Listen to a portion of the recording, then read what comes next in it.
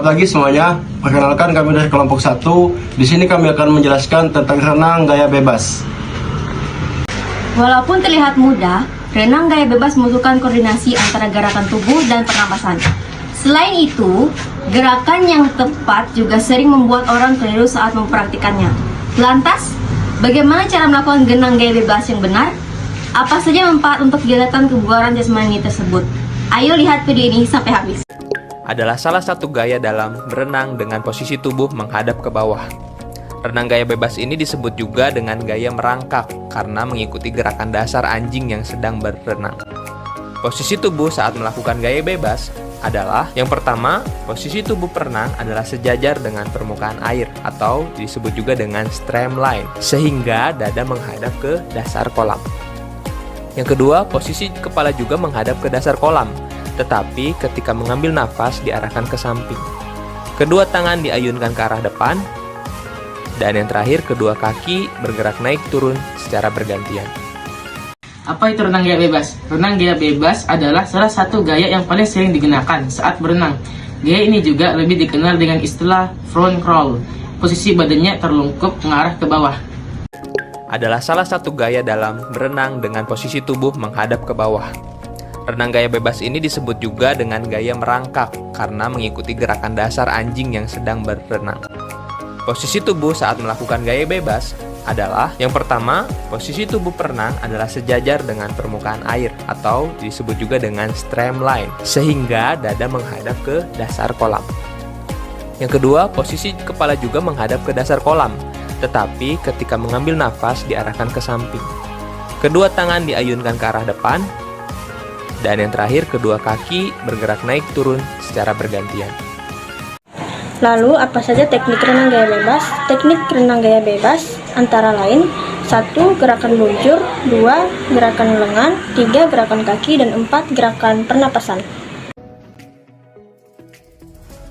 Yang pertama adalah teknik bernafas, di mana teknik ini digunakan juga dalam renang gaya bebas. Pertama-tama, ambil udara di atas menggunakan mulut, kemudian buang udara di bawah air melalui hidung ataupun mulut.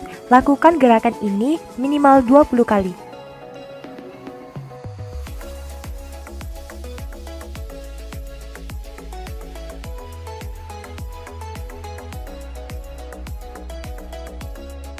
Yang kedua adalah meluncur.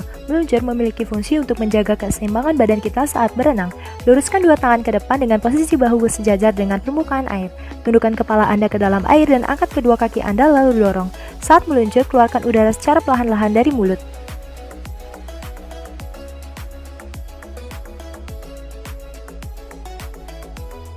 Yang ketiga adalah teknik gerakan kaki. Tujuan dari gerakan kaki ini adalah untuk memperkuat otot paha kita ya teman-teman. Yang pertama adalah ambil posisi duduk di pinggir kolam dan kayu kaki kita dengan gerakan naik turun seperti ini. Dan usahakan untuk posisi kaki kita lurus. Biasanya kaki kita nantinya akan terasa sakit karena otot kaki kita berkontraksi. Namun lama-kelamaan akan terbiasa kok. Lakukan gerakan ini berulang kali sebanyak 5 hingga 10 menit.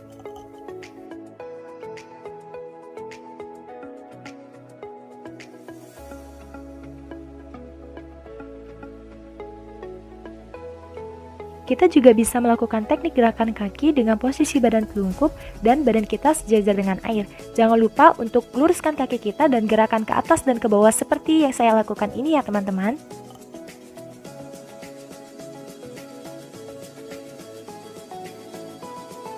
Selanjutnya, gerakan yang keempat adalah teknik kombinasi gerakan kaki dan kepala. Dengan cara mengambil posisi lurus, kemudian letakkan tangan di tengah kolam, dan kayu kaki Anda naik dan turun. Ambil nafas Anda saat posisi kepala menoleh ke samping atas, dan jangan lupa untuk membuang nafas Anda saat posisi kepala menunduk ke bawah air. Lakukan gerakan ini berulang kali 5 hingga 10 menit.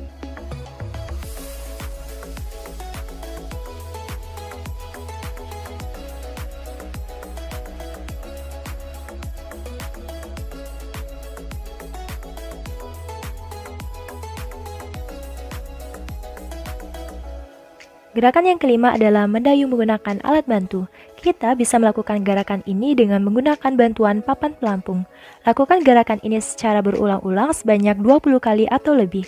Tujuan melakukan gerakan ini secara berulang-ulang adalah agar kaki kita terbiasa memperagakan gerakan kaki dari renang gaya bebas.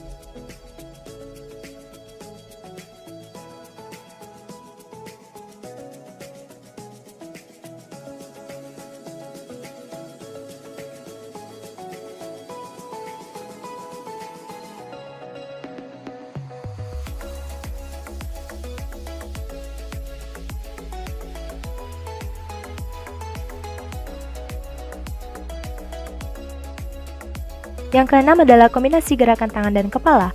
Gerakan ini memiliki fungsi untuk menarik air. Selain itu, berfungsi juga sebagai kemudi. Caranya adalah dengan meluruskan kedua tangan Anda dan tundukkan kepala Anda sambil membuang nafas secara perlahan-lahan. Kemudian, kayukan tangan Anda ke belakang dengan posisi vertikal atau lurus ke bawah, dan posisi kepala tetap berada di dalam air. Kemudian saat tangan kanan Anda mengayuh ke belakang, miringkan kepala Anda ke samping sebelah kanan dan kembali mengambil udara. Lalu lakukan gerakan tersebut secara berulang-ulang minimal selama 5 hingga 10 menit sampai Anda terbiasa.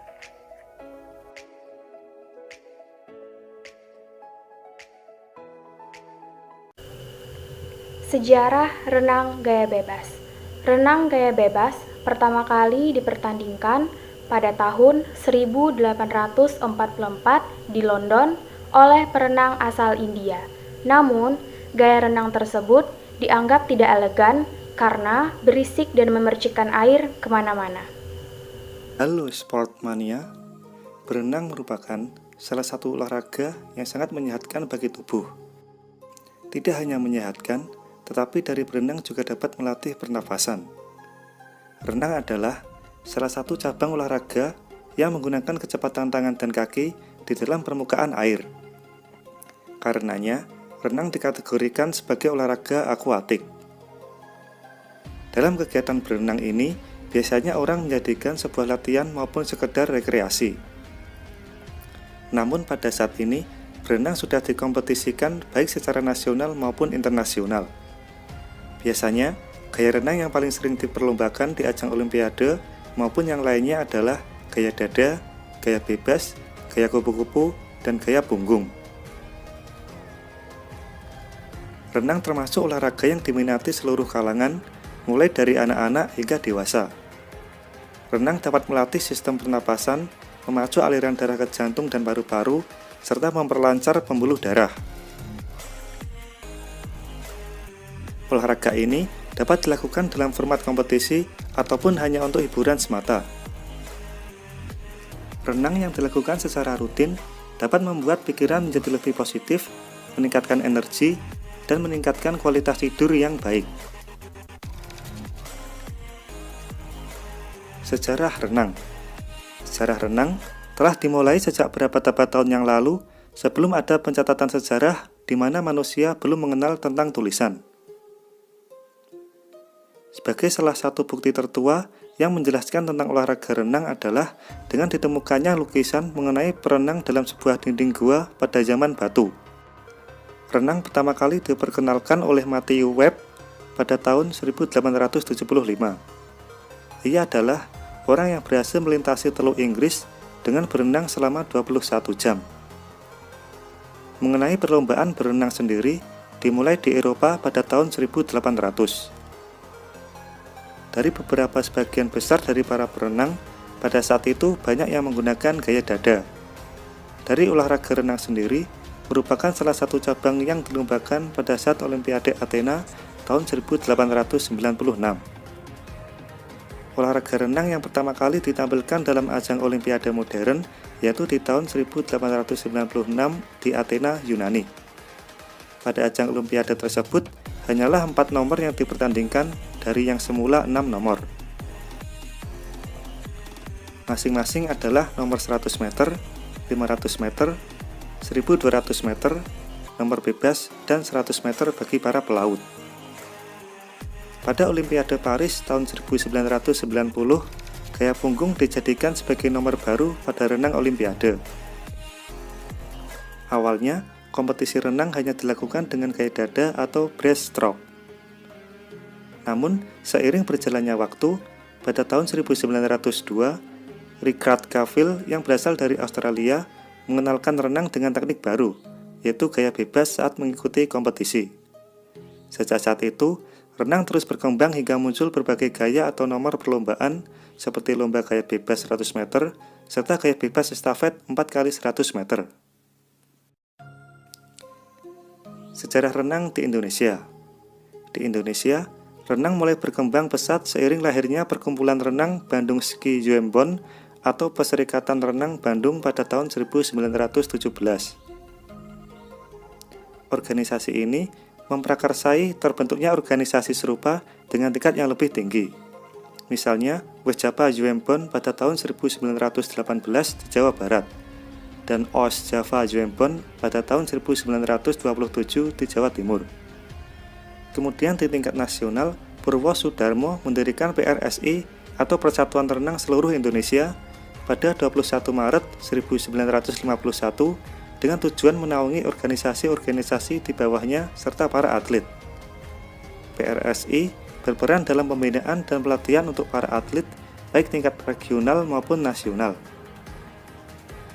Tidak hanya itu, PRSI juga menyediakan pelatihan bagi para wasit dan juri untuk meningkatkan kualitas dalam sebuah kompetisi. Demikian ulasan sejarah renang, semoga bermanfaat. Jangan lupa like, share, dan subscribe ya. Terima kasih. Sampai di sini dulu video kami. Maaf jika ada kesalahan kata. Jangan lupa like, komen, dan subscribe. Terima kasih.